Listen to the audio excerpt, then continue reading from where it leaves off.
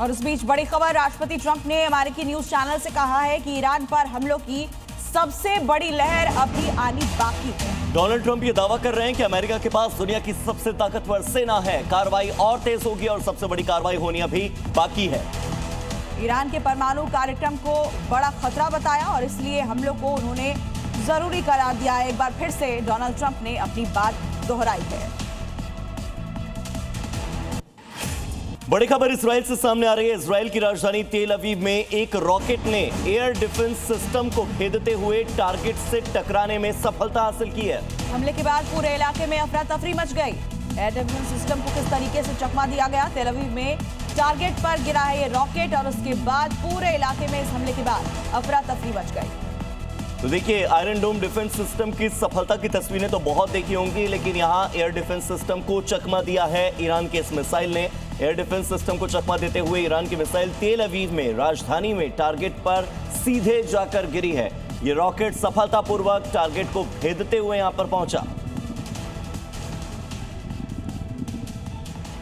और उधर सऊदी अरब के रास तनूरा में स्थित दुनिया की सबसे बड़ी तेल सुविधाओं में से एक पर ईरानी हमले के बाद तनाव चरम पर पहुंच चुका है। सैटेलाइट तस्वीरों में बड़े पैमाने पर नुकसान दिखाई दे रहा है और सऊदी अरब ने अब ईरान के खिलाफ कड़ी कार्रवाई की चेतावनी भी जारी कर दी है। सऊदी अरामको की रास तनूरा ऑयल फैसिलिटी पर हुए ईरानी ड्रोन और मिसाइल हमलों के बाद हालात बेहद संवेदनशील हो गए हैं। रास तनूरा स्थित इस अहम ऊर्जा केंद्र की सैटेलाइट तस्वीरों में तेल भंडारण टैंकों और प्रोसेसिंग यूनिट्स को भारी नुकसान पहुंचता दिख रहा है।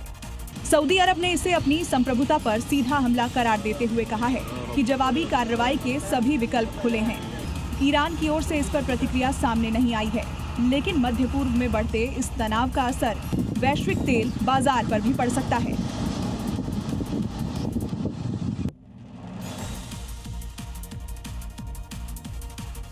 आगे बढ़ते हैं। मिडिल ईस्ट में हालात बेहद तनावपूर्ण हो चुके हैं। कुवैत हो, कतर हो या बहरीन हो, लगातार बड़ी खबरें सामने आ रही हैं। मिसाइल और ड्रोन हमलों के अलर्ट के बीच कई जगहों पर धमाकों की आवाज भी सुनी गई है। मिडिल ईस्ट में हालात तेजी से बिगड़ते नजर आ रहे हैं।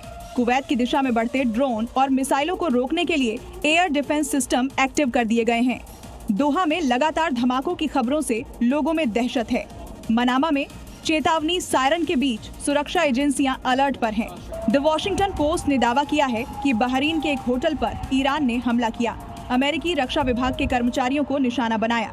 ईरान ने चेतावनी दी है कि जो अमेरिकी सैनिक होटलों में छिपे हैं उन्हें भी निशाना बनाया जाएगा।